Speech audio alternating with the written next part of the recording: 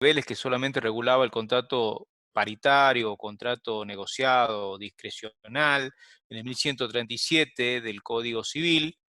Era un único modelo contractual a partir del cual se desarrollaban las relaciones económicas en el Código de Vélez. El Código Civil y Comercial, por el contrario, lo que hace es partirlo, fragmentarlo, y a través de una técnica que va desde el contrato clásico, que es el contrato paritario o negociado, aquel en virtud del cual las partes se encuentran en igualdad de condiciones, desde el punto de vista jurídico y del punto de vista económico, en la cual negocian las cláusulas del contrato, por ejemplo, un contrato de compra-venta, en que tiene como elementos la cosa y el precio, se ponen de acuerdo a través de las tratativas preliminares o tratativas previas, y luego a partir de allí plasman ello en el contrato. Eh, esta modalidad clásica está receptada hoy en el artículo 957 del Código Civil y Comercial. Paralelamente, en el otro extremo, tenemos el contrato de consumo. El contrato de consumo es un contrato en el cual una de las partes es un consumidor, y este consumidor, a diferencia del contrato paritario, sí se encuentra en una desigualdad desde el punto de vista económico, del punto de vista jurídico y del punto de vista técnico. Del punto de vista económico, porque las espaldas del consumidor claramente son menores que las de la empresa o del proveedor. Del punto de vista jurídico, carece de todos aquellos conocimientos propios de la materia o de la disciplina, porque por lo general la empresa recurre a estudios jurídicos importantes para que le elaboren los contratos. Y por último, también se encuentra en lo que se llama una desigualdad del punto de vista técnico, porque no conoce en rigor de verdad los aspectos técnicos de lo que está comprando. Piensen, por ejemplo, cuando ustedes van a comprar un automóvil, lo único que saben es que es una cosa mueble, registrable, que los traslada de un lugar a otro. Ahora, salvo que sean mecánicos o tengan algún tipo de especialización en materia electrónica, no saben cómo funciona, por ejemplo, el aire acondicionado o el sistema de GPS, etcétera. Pero además, el Código Civil y Comercial, en el medio, siguiendo una metodología opinable, porque entre el contrato clásico del Código de Vélez y el contrato de consumo que ya estaba a partir de la Ley de Defensa del Consumidor del año 1993, inserta como una cuña el contrato celebrado por adhesión a condiciones generales de la contratación en el artículo 984. Si ustedes se fijan, como veremos enseguida, eh, la metodología que utiliza el legislador es incluirlo en el título segundo de contratos en general como una modalidad en la formación del consentimiento. Es decir, que mientras el contrato paritario, el legislador presupone que ambas partes se encuentran en igualdad de condiciones y a partir de allí pueden generar un vínculo contractual, eh, como tipo intermedio dentro de esta fragmentación que hemos hablado, inserta a la modalidad del contrato por adhesión. El contrato por adhesión, si ustedes se fijan, el legislador lo que hace es analizar solamente un aspecto o una de las partes en rigor. Eh, la adhesión, la del adherente, el que adhiere a un contenido predispuesto ya escrito o prescrito de modo unilateral por una de las partes, que es el proveedor, o en este caso el término técnico es la parte predisponente. Si ustedes lo analizan desde el punto de vista de una moneda, la predisposición está de un lado y la adhesión está del otro. Es decir, que cuando hablamos de contratos predispuestos, nos estamos refiriendo exclusivamente a aquella parte que elabora el contenido del contrato.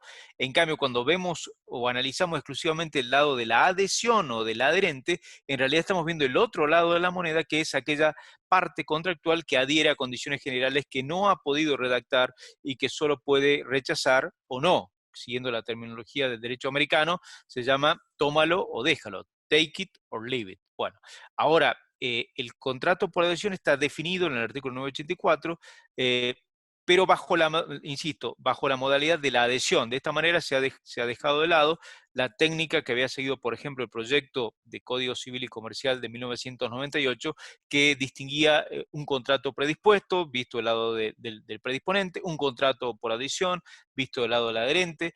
este contrato por adhesión puede ser a condiciones generales o a condiciones particulares, etcétera. Se ha simplificado en alguna manera la redacción del código. Bueno, las primeras dudas que se nos puede plantear es si efectivamente estamos o no en presencia de un contrato. Porque si hay una parte que solo elabora de modo exclusivo o también unilateral el contenido del contrato y la otra parte solo puede aceptar o no, alguna teoría, especialmente hace 30 años, un poquito más, se discutía si realmente estamos en presencia o no de un verdadero contrato, es decir, un vínculo contractual. La mayoría de la doctrina en la década del 90, y especialmente esto fue ratificado ahora en el Código Civil Comercial, porque lo regula precisamente dentro del ámbito contractual, es que sí, efectivamente es un contrato, en el cual ustedes recordarán que en el contrato paritario, como ya veremos enseguida, hay dos libertades, la libertad de conclusión y la libertad de configuración. La libertad de conclusión es aquella libertad o facultad que tiene una de las partes de contratar o no contratar. Y en caso de elegir contratar, ¿con quién va a contratar? Y de otro lado, la libertad de configuración es aquella facultad o libertad que tiene a los efectos de predeterminar o incluir alguna cláusula de contrato. Bueno, mientras en el contrato paritario la libertad de conclusión y de configuración es máxima, en el contrato por adhesión la libertad de conclusión se reduce, porque solo puedo aceptar o no, y la libertad de configuración en cuanto a predeterminar el contenido del contrato prácticamente se suprime. Es decir que hay un contrato, pero con una modalidad especial. Bien. Un aspecto interesante que quizás, y por eso vamos a verlo ahora, es el mejor modo de entender la contratación paritaria y la contratación por adhesión es a través de la comparación. Bien. Eh, la libertad de configuración, ya hemos dicho, es aquella facultad o libertad que tiene para discutir o determinar el contenido del contrato, mientras la contratación paritaria o clásica del 957 se mantiene en su grado máximo. En segundo lugar, las partes se encuentran en igualdad de condiciones, ya hemos adelantado, una libertad jurídica, una libertad económica, etc. Por tanto, la interpretación del contrato es una interpretación general que no tiene particularidad alguna, siempre que se rija por los principios generales, por ejemplo, de la buena fe o del abuso del derecho.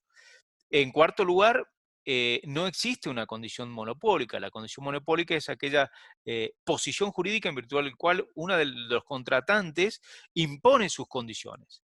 Y por último, al tratarse de una contratación en la cual las partes negocian el contenido del contrato y eligen con quién van a contratar, por lo general se dice que es una contratación frente a frente, cara a cara, face to face. Esa es la contratación paritaria, insisto, del artículo 957 del Código Civil y Comercial, que tiene su antecedente en el Código Civil derogado de Vélez Sarsfield. Por el contrario, la contratación por adhesión es todo lo contrario. Así, mientras en la contratación paritaria ambas partes redactan el contenido del contrato de común acuerdo, en la contratación por adhesión hay una sola de las partes, que es el predisponente, quien elabora exclusivamente el contenido del contrato. En segundo lugar, mientras que en la contratación paritaria había libertad e igualdad, en la contratación por adhesión no. Hay una sola de las partes que, insisto, tiene un mayor poder económico, mayor poder jurídico y eventualmente un mayor poder técnico, porque puede obtener datos o conocimientos que la otra parte no tiene. En cuarto lugar, el contrato por adhesión, las cláusulas son rígidas. Son rígidas porque solo una de las partes, que es el predisponente, redacta de modo exclusivo y unilateral el contenido del texto del contrato. De esa manera, limita o restringe la libertad de configuración de la otra parte.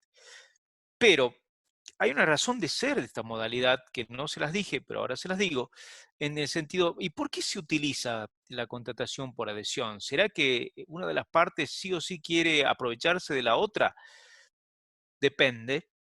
Lorenzetti dice que la contratación por adhesión es una modalidad de la contratación que ha nacido en el ámbito exclusivamente empresarial o mercantil y que se hace en virtud de que de los, que a mi modo de ver, yo los denomino los mandamientos del empresario. El empresario tiene un primer mandamiento. ¿Cuál es?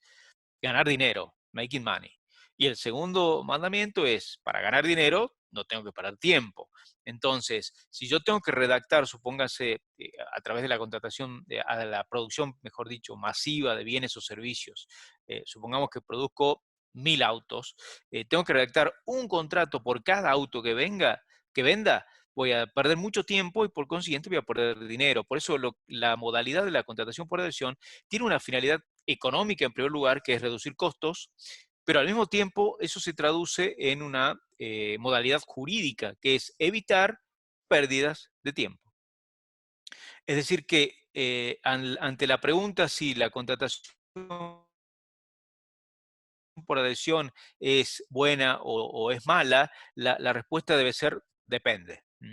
Entonces, como les decía, el mejor modo de entender las diferencias entre el contrato paritario y el contrato por adhesión es a través de su comparación, que es la que hemos visto hace un momento y se las dejo plasmada aquí en este cuadro comparativo. Básicamente, hay que entender que la modalidad de contratación por adhesión lo que busca es eso, no perder tiempo, no perder dinero, y a través de eso estandariza un solo modelo de contrato, y ese modelo de contrato se hace para ser utilizado en la contratación masiva, es decir, con todos aquellos que quieran celebrar contratos con la determinada empresa proveedora de bienes o servicios. Bien. Lo cual nos lleva a la terminología de las cláusulas abusivas o condiciones generales de la contratación. Sobre este tema, eh, hay dos tesis. Una tesis, por ejemplo, la de Walger, que dice que las condiciones generales son aquel conjunto de reglas abstractas e impersonales que son formuladas exclusivamente por un centro de interés, es decir, por una parte contractual, como hoy está definido en el artículo 1023 del Código Civil Comercial, y que están destinadas a integrar el contenido normativo, que es uniforme e invariable, y aquí viene el elemento especial de esta modalidad de contratación, que es destinada a un número indeterminado de contratos. Así como hay producción masiva de bienes o servicios, también hay producción masiva de contratos. Hay un solo modelo contractual que será aplicable a todos aquellos que decidan celebrar la contratación. De otro lado, se prefiere otra terminología, como Benjamín Moisá, que no habla de condiciones generales de contratación, sino él prefiere hablar de cláusulas predispuestas. Como verán, volvemos a lo mismo.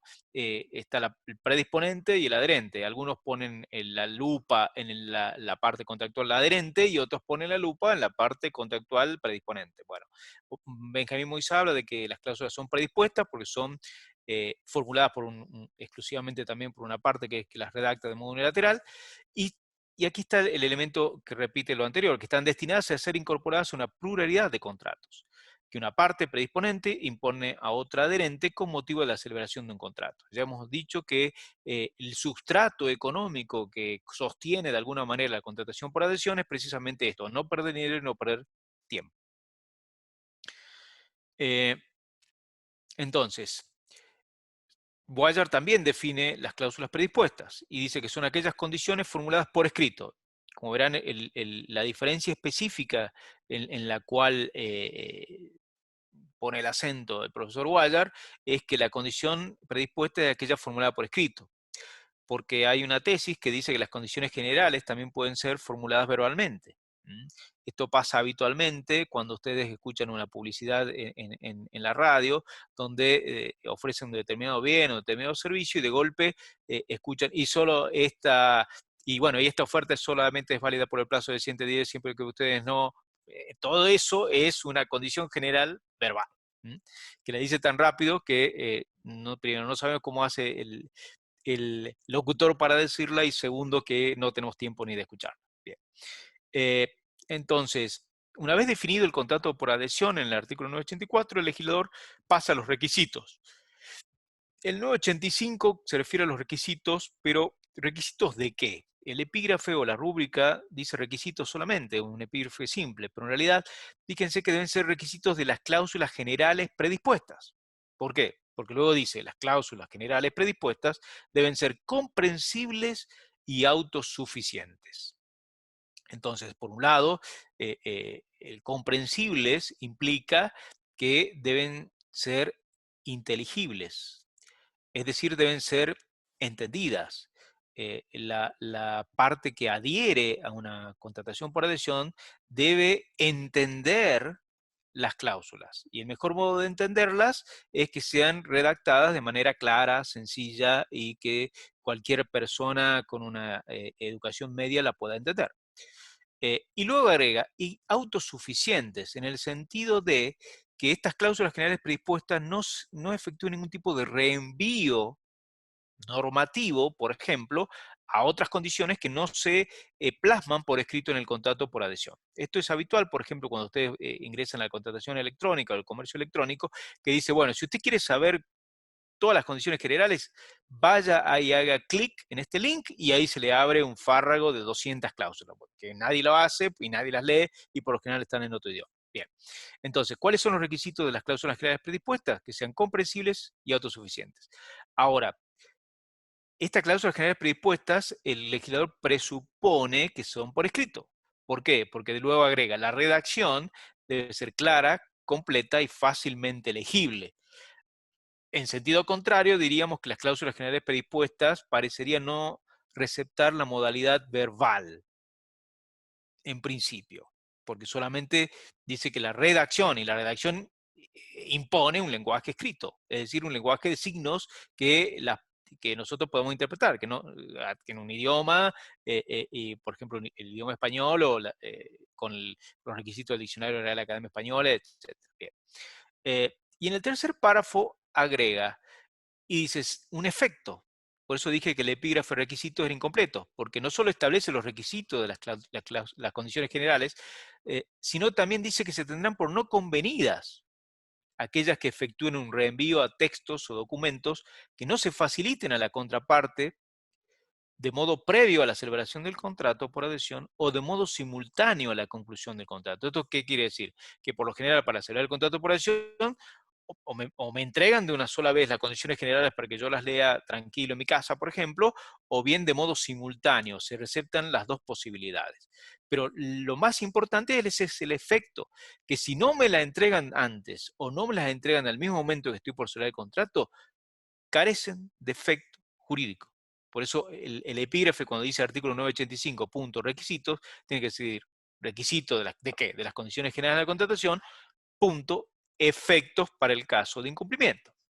Es decir, que si no se le entrega de modo simultáneo o anteriormente, se tendrán por no convenidas. Y esto es fundamental porque privan de efecto jurídico aquel contrato que no se haya cumplido expresamente con estas condiciones generales.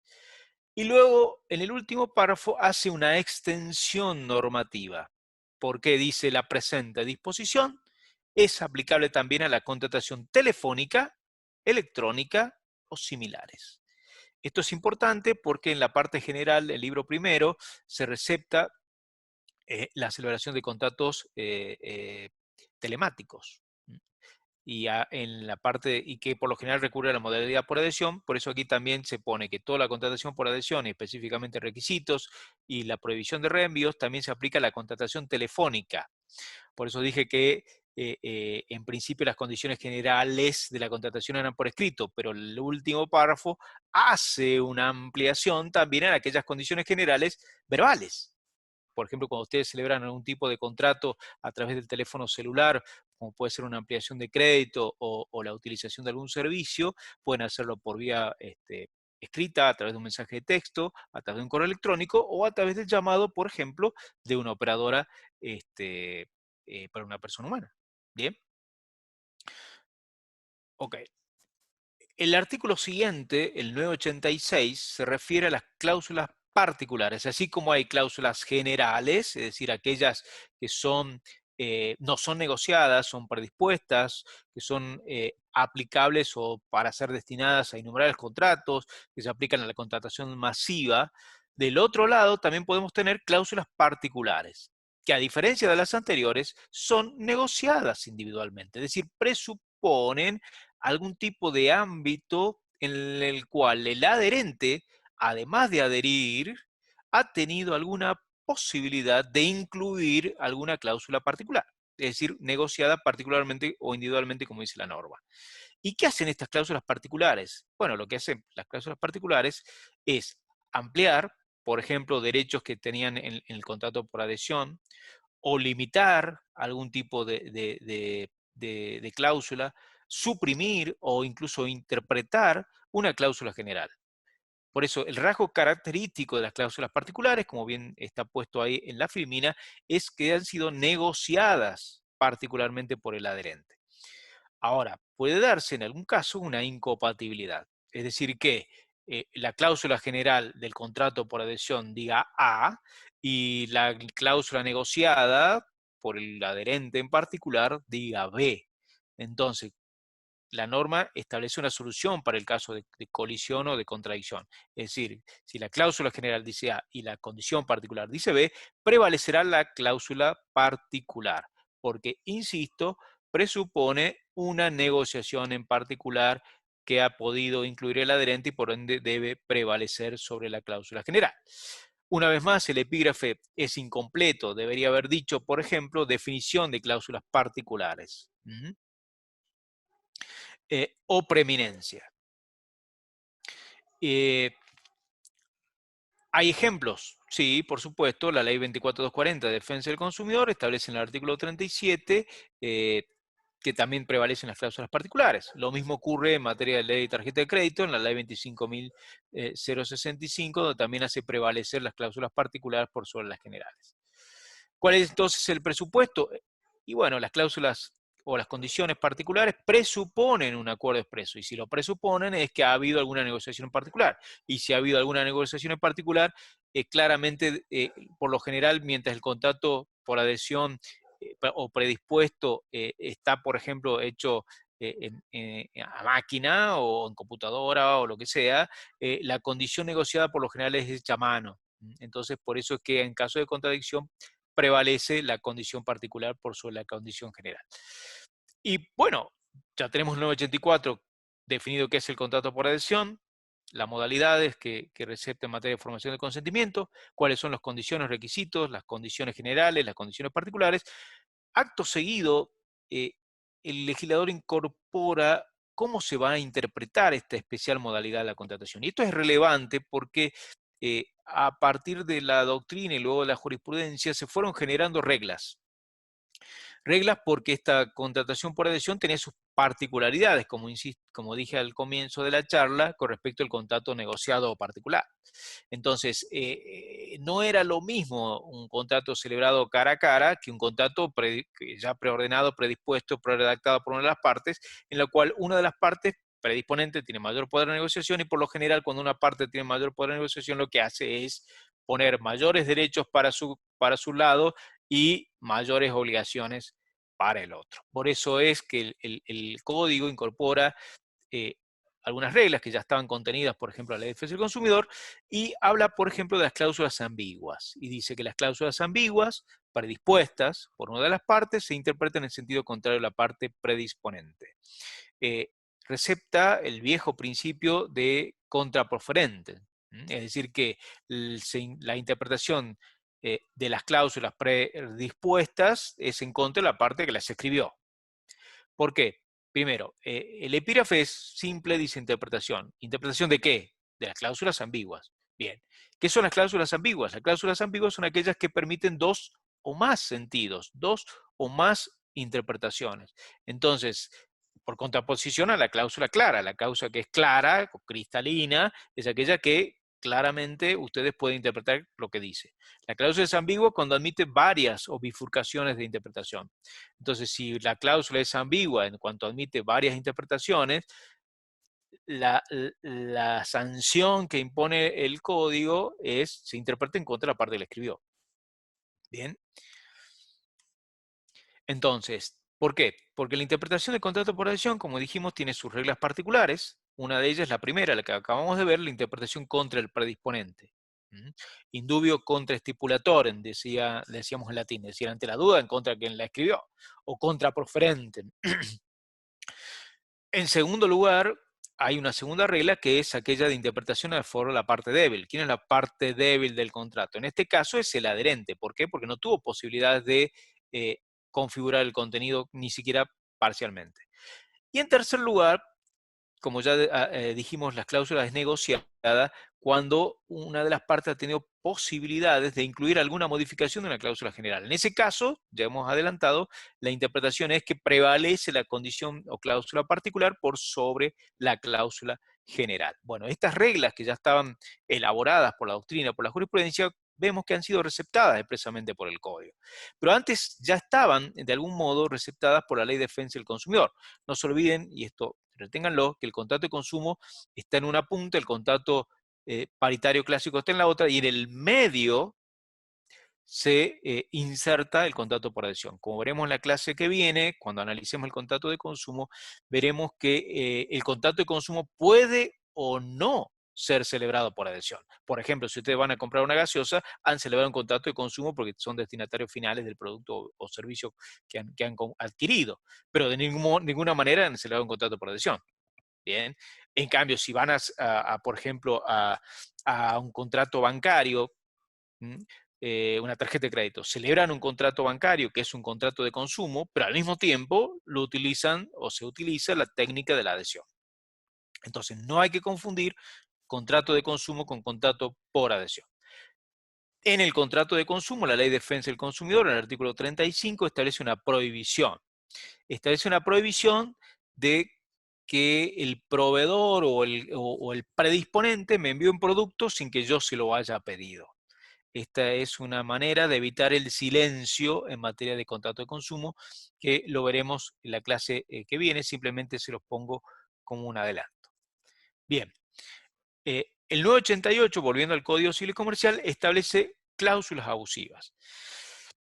Como les adelanté, el sustrato que tiene el contrato por adhesión es precisamente que una de las partes predispone o redacta de modo unilateral el contenido del contrato. Bueno, ¿y qué hace cuando lo redacta? Y se toma todos los derechos y pone del otro lado todas las obligaciones. Por eso, para evitar esa situación, el código recepta un elenco de normas que se caracterizan por ser abiertos. No hay, por ejemplo, como el derecho alemán, un listado de cláusulas abusivas. Por el contrario, la técnica del legislador argentino es de utilizar conceptos abiertos, indeterminados, de modo de evitar el surgimiento de nuevas prácticas, nuevas modalidades de contratación y que hayan sido encorsetados de alguna manera las cláusulas y no podamos utilizar la analogía, por ejemplo. Para evitar eso, las cláusulas abusivas, fíjense que el 988 dice que en los contratos previstos en esta sección, es decir, la modalidad de contratación, se deben tener por no escritas. Esto lo puse en rojo, ¿por qué? Porque en rigor de verdad el efecto es la nulidad, total o parcial. En cambio, tener por no escritas parecería decir que se tiene por inexistente, lo que nos llevaría a la teoría jurídica del acto inexistente y complicaríamos las cosas. En rigor de verdad, la cláusula o las cláusulas pueden ser nulas, es decir, no tendrán efecto jurídico de modo total o de modo parcial. Así está dicho, por ejemplo, el artículo 37 de la defensa del consumidor. Lo que pasa es que aquí se ha metido por la ventana la doctrina de la inexistencia. Bueno, el 988 tiene tres incisos. El inciso A dice que las cláusulas que denaturalizan las obligaciones del predisponente, es decir, cuando el predisponente, por ejemplo, tenía, qué sé yo, que entregar un producto y si ese producto no llegaba, no tenía responsabilidad. Eso es desnaturalizar una obligación del predisponente, porque el predisponente se obliga a entregar un producto y el adherente a pagar el precio. ¿Cómo voy a pagar el precio sobre algo que no recibí? Bien. Inciso B, las que importan renuncia o restricción de los derechos del adherente. Nuevamente, predisponente y adherente. El adherente tiene derechos, el adherente solo tiene responsabilidades u obligaciones. Si hay una renuncia o restricción, porque el contenido del contrato ha sido redactado de modo exclusivo por el predisponente, claramente esa cláusula puede ser abusiva. ¿Cuándo es una cláusula abusiva? Cuando hay desequilibrio significativo entre los derechos de una parte con los derechos de otra. Puede haber desequilibrios en un contrato, puede haberlo. Lo importante es que ese desequilibrio se encuentre compensado de alguna manera para mantener el equilibrio contractual. Si por el contrario hay derechos del predisponente y solo obligaciones del adherente, claramente se trata de un contrato desequilibrado. En esas condiciones puede haber cláusulas que importen renuncia. Por ejemplo, era habitual hasta no hace mucho que en los contratos bancarios se incluyera una cláusula que dijera que el adherente no podía oponer la excepción de prescripción, por ejemplo. Y era una defensa que tenía por imperio legal. O bien restricción de algún derecho. Por ejemplo, decir si en el marco de 72 horas no dice nada, se tendrá por aceptado el determinado bien o servicio. O, por el otro lado, ampliar derechos del predisponente que resulten en normas supletorias.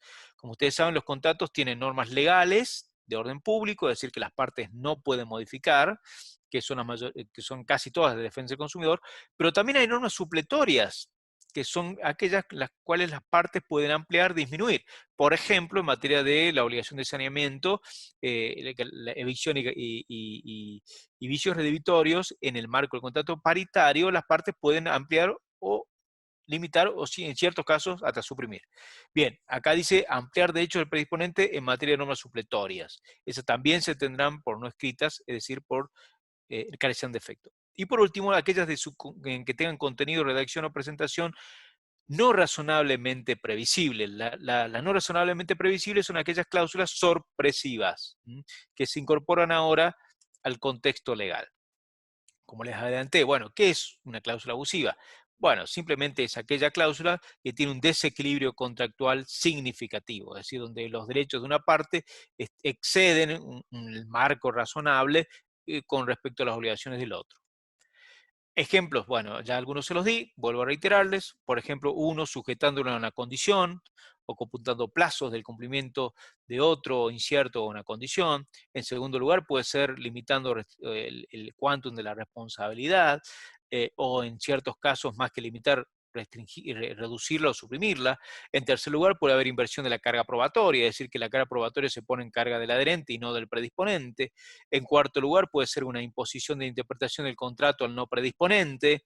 En último lugar, puede haber una autorización para el predisponente a modificar unilateralmente las condiciones del contrato. Esto es muy habitual en aquellos contratos por adhesión en los cuales se dice que el proveedor o la parte predisponente en cualquier momento que cambie las circunstancias podrán hacer una modificación unilateral del contrato sin decirle nada a la otra parte y la otra se obliga a aceptarlo sí o sí. Bien, más ejemplos de renuncia o de restricción, por ejemplo, renuncia de defensas, imposición del arbitraje, restricción de medios probatorios, agravación de intereses moratorios, prórroga de competencia territorial. Esto es muy importante. Por ejemplo, cuando ustedes celebran un contrato bancario, se dice que en caso de conflicto tendrán que ir a cuestionar o litigar en el juzgado de la Ciudad de Buenos Aires, cuando ustedes tienen domicilio en la provincia de Jujuy. Esa es claramente una cláusula abusiva. O extender plazos de duración, o bien extender de modo unilateral el plazo del contrato sin previo acuerdo de la otra parte, etc. Y por último, habíamos hablado de que el 988, inciso C, introduce el supuesto de cláusula abusiva. En este caso, es con el razonablemente sorpresiva, lo que es introducir el vicio de la sorpresa. El vicio de la sorpresa ya estaba de alguna manera diseñado por la doctrina. Lo que hace ahora el legislador es incorporarlo de modo expreso en el 988, inciso C. Y por último, el 989 habla del control judicial. Esto es muy importante porque las cláusulas abusivas pueden tener triple control. Un control legislativo que es previo, por ejemplo, cuando el legislador a través del artículo 37 de la Ley de Defensa del Consumidor establece un elenco de cláusulas abusivas, como ahora lo hace, por ejemplo, el 988. Puede haber un control posterior, pero administrativo, por ejemplo, en materia de contrato de seguro, la autoridad de aplicación, la Superintendencia de Seguro de la Nación, que previamente pide a las empresas y estandariza un modelo de contrato de seguro, y una vez que lo aprueba, lo lanza al mercado. Pero luego puede haber un tercer control, que es el control posterior y judicial. Aquí se plantea una dicotomía. ¿Qué pasa si yo tengo, por ejemplo, una póliza de seguro que ha sido expresamente autorizada por la entidad administrativa, que es la Superintendencia de Seguro de la Nación, pero en mi caso particular tiene alguna cláusula abusiva? Bueno, el legislador, el 989, dice: la aprobación administrativa de cláusulas generales no obsta su control judicial. No puede decirlo de otra manera porque el juez es el que en definitiva va a determinar si la cláusula es o no, en el caso concreto, abusiva. Pero además dice que cuando el juez declara la nulidad parcial, por eso les dije que no es que no se tenga por no escrita, se tiene por nula, de modo total o de modo parcial.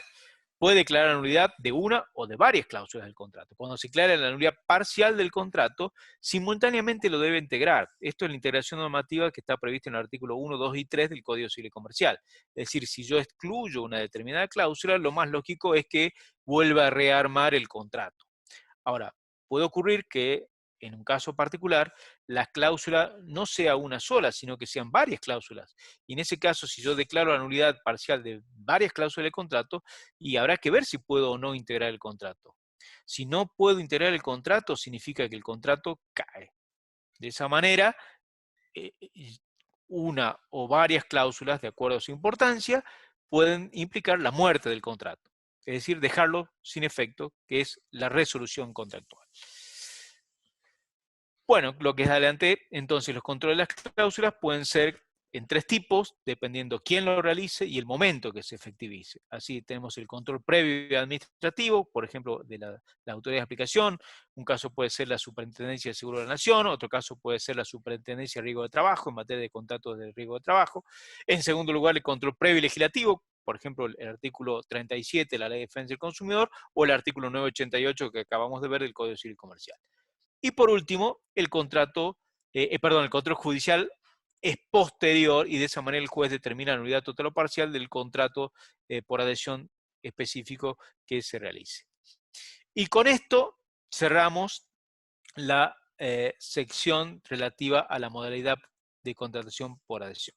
Si tienen algún momento, podemos hacer algunas preguntas. No sé si alguien quiere hacer alguna pregunta. Agustín, habría que activarle los micrófonos. Ahí activo los micrófonos. A ver si alguien quiere hacer alguna pregunta, estoy a disposición.